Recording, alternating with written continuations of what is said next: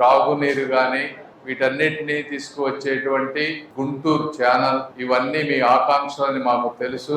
వచ్చిన వెంటనే కాలువల్లో చాలా వరకు పూడికలు తీపిచ్చి సాధ్యమైనంత చేయగలిగాం, తక్కువ డబ్బులు ఉన్నా కూడా. వచ్చే సంవత్సరం జనవరి నుంచి మార్చి ఏప్రిల్ లోపు పూడికలు తీపిచ్చి ప్రతి ఒక్కరికి నీళ్లు వచ్చే విధంగా డెఫినెట్ గా అది తప్పనిసరిగా మెయింటెనెన్స్ లో పాటుగా మేమిద్దరం కలిపి చేస్తాం.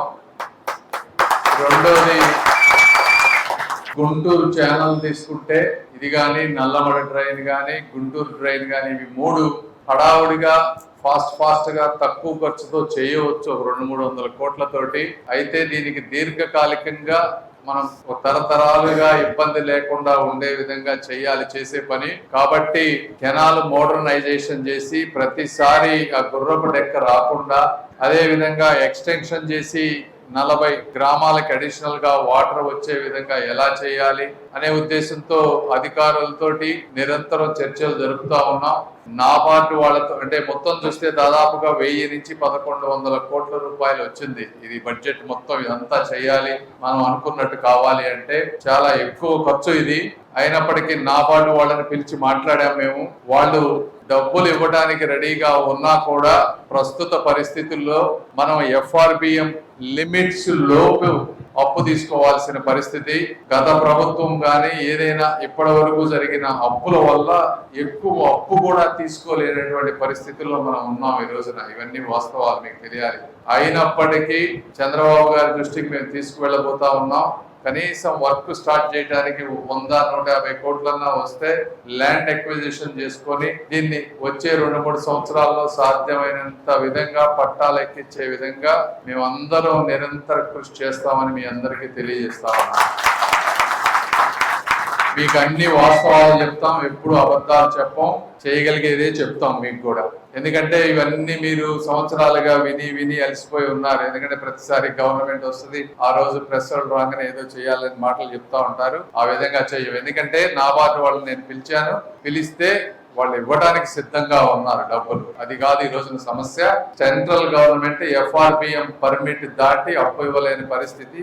ఆ సమస్యను ఎలా అధిగమించాలో ఆలోచించి రామాంజనేయులు గారు కానీ, నేను కానీ, మిగిలిన ప్రజాప్రతినిధులు కానీ చంద్రబాబు గారితో కూర్చొని ఏదో విధంగా ఈ కార్యక్రమం మొదలయ్యే విధంగా చేస్తామని మీ అందరికీ మనస్ఫూర్తిగా చెప్తా ఉన్నా. రెండోది, రోడ్స్ ఇవన్నీ కూడా దాదాపుగా మన గవర్నమెంట్ వచ్చిన తర్వాత జాతీయ ఉపాధి హామీ పథకం ద్వారా వచ్చేటువంటి నిధులు 2800 కోట్లు మన స్టేట్ గవర్నమెంట్ కి రిలీజ్ అయినాయి. అయితే అందులో కొంత డబ్బు గత 5 సంవత్సరాల్లో పనులు చేసిన వాళ్ళకి బిల్లులు కట్టడంతో మనకి ఎక్కువగా కొత్త పనులు స్టార్ట్ చేసుకోవడానికి అవకాశం లేకుండా పోయింది. అయినప్పటికీ ఒక్కొక్క మండలానికి ఎంత సార్? 60 లక్షల 60 లక్షలు ఇంకా యాక్చువల్ గా 3 కోట్ల దాకా రావాల్సి వచ్చేది. మనం కనీసం ఒక్కొక్క నియోజకవర్గానికి 10 నుంచి 12 కోట్లు ఇద్దాం అనుకుంటే ఆ బిల్లులు ఇవ్వటం వల్ల కొంచెం ఇబ్బంది పడిన మాట వాస్తవం. అందుకే 60 లక్షలు మాత్రమే చేయగలిగాం. బట్ ఇక ముందు నుంచి సాధ్యమైనంత వరకు తీసుకువచ్చి గ్రామాల్లో చిన్న రోడ్లు ఇవన్నీ చేస్తాం. అదే విధంగా నా కింద కొన్ని రోడ్డు ప్రాజెక్ట్స్ ఉన్నాయి. ఆ రోడ్డు ప్రాజెక్ట్స్ శాంక్షన్ చేయడానికి కూడా సిద్ధంగా ఉన్నాయి. ఉన్నప్పటికీ పాత బిల్లులు అన్ని కూడా సర్టిఫికెట్లు సబ్మిట్ చేయకపోవడం వల్ల, స్టేట్ గవర్నమెంట్ 40% ఇవ్వాల్సిన డబ్బులు ఇవ్వకపోవడం వల్ల చేతిలో ఉన్న రోడ్స్ కూడా కొన్ని శాంక్షన్ చేయించలేనటువంటి పరిస్థితి. బట్ అవి కూడా 1-2 నెలల్లో ఎట్టి పరిస్థితుల్లో శాంక్షన్ చేపించి రోడ్లు కూడా వేయబోతా ఉన్నాము పత్తిపాడు నియోజకవర్గం. ఇవి కాకుండా ఇంకా హౌసింగ్ ఉంది. హౌసింగ్ లిస్ట్ సర్వే స్టార్ట్ అవుతుంది త్వరలో. అది రామాంజనేయులు గారు మీరు కోఆర్డినేట్ చేసుకొని హౌస్ లేని వాళ్ళందరూ అప్లై చేసుకుంటే అది కూడా వచ్చేటువంటి మార్గం చేసి పెడతాం. తర్వాత ఇవన్నీ సంక్షేమ పథకాలు కాకుండా గుంటూరు జిల్లా అభివృద్ధికి గాని, గుంటూరు జిల్లాలో ప్రతి నియోజకవర్గంలో కనీసం ఒక 200 నుంచి 300 ఎకరాలు ల్యాండ్ తీసుకొని సంస్థలు పెట్టాలి అనుకునే వాళ్ళని ఈ చుట్టుపక్కల ప్రాంతానికి తీసుకొచ్చి ఇండస్ట్రీస్ ని పెట్టించే బాధ్యత కూడా తీసుకున్నాం. నేను కూడా రెగ్యులర్ గా మాట్లాడుతా ఉన్నాను. రామాంజనేయులు గారికి అప్డేట్ చేస్తా ఉన్నాం, ఎవరు పెడదాం అనుకుంటున్నారు ఎట్లా అని. తప్పనిసరిగా వెంటే ఒక రోజులో అయ్యేవి కాదు. ఇప్పుడు మీరు చూస్తే ప్రతిపాడు చుట్టుపక్కల గవర్నమెంట్ ల్యాండ్ లేదు. మేము గబక్కన గవర్నమెంట్ ల్యాండ్ ఇచ్చి ఒక ఇండస్ట్రీ వాళ్ళు వస్తే ఇండస్ట్రీ పెట్టాలంటే ల్యాండ్ లేదు ఈ రోజున. సో మనం ల్యాండ్ కూడా ఇవ్వలేకపోతే వచ్చి పెట్టేవాళ్ళు తక్కువ. అందుకని రామాంజనేయులు గారు దాదాపు 200 ఎకరాలు ఇక్కడ వక్స్ బోర్డుకు సంబంధించిన ల్యాండ్ ఉందన్నారు. అది కాకుండా ఇంకొక 200 ఎకరాల ల్యాండ్ ఉందన్నారు. ఇవన్నిటిని కలిపి ఒక 300-400 ఎకరాలు కనుక మనం తీసుకుంటే ఇండస్ట్రీ వాళ్ళకి 20-30 ఎకరాల ల్యాండ్ కనుక ఇస్తే మీ చుట్టుపక్కల ప్రాంతంలో కూడా ఇండస్ట్రీస్ వచ్చేటువంటి అవకాశం ఉంది. ఇవన్నీ గవర్నమెంట్ ద్వారా కోఆర్డినేట్ చేసుకోవాలి. వక్స్ బోర్డు నుంచి ఆ ల్యాండ్ తీసుకొని ఏపీఐఐసికి మనం చేయాలి. ఇవన్నీ చేయడానికి కొద్దిగా సమయం పడుతున్నాయని కూడా మీరు అందరూ అర్థం చేసుకోవాలి. వీటన్నిటికీ కావాల్సినటువంటి వర్క్ అయితే మేము చేస్తా ఉన్నాం, సంప్రదిస్తా ఉన్నాం. ఇవన్నీ కాకుండా ఈ చుట్టుపక్కల ప్రాంతంలో ఒక మంచి స్కూల్ పెడదాం అనుకున్నాం. అది కూడా దానికి కూడా సైట్ అవన్నీ చూసి ఏదో ఒక రోజున అది సైట్ అయితే అది నా సొంత డబ్బులతో స్కూల్ పెట్టి చుట్టుపక్కల మంచి ఇంటర్నేషనల్ ఎడ్యుకేషన్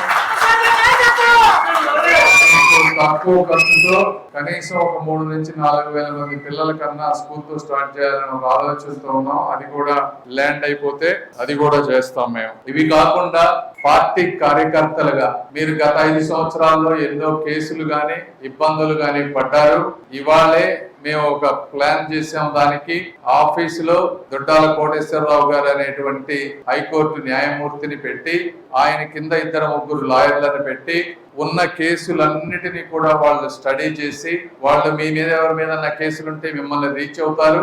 మేము వారితోటి పోలీస్ వ్యవస్థతోటి అందరం కూర్చొని ఒక రివ్యూ చేసుకొని ఆ కేసులన్నీ ఎలా తీపించాలి అనే ఉద్దేశంతో ముందుకు వెళ్ళబోతున్నాం. వాటికి అవసరమైన ఖర్చు అంతా కూడా ముందు నేను భరిస్తాను అనుకుంటే రామాంజనేయులు గారు అంటే నేను కూడా ఇస్తాను అన్నారు.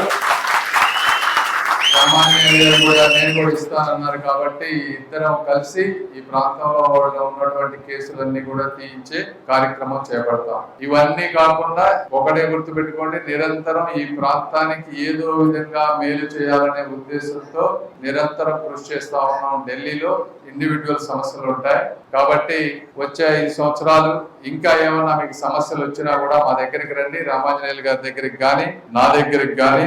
అదే విధంగా రేపు ఎమ్మెల్సీ ఎన్నికలు జరగబోతా ఉన్నాయి. ఆలపాటి రాజా గారిని కూటమి ప్రభుత్వం చంద్రబాబు నాయుడు గారు ఎన్నుకున్నారు. సో ఆయనకి మనం పూర్తి సహకారం అందించాలి. మనం ఏ విధంగా అయితే గెలిచామో వారు కూడా అఖండ మెజారిటీతో గెలిపించే విధంగా మీరందరూ కలిసి పనిచేస్తారని ఆశిస్తా ఉన్నాం.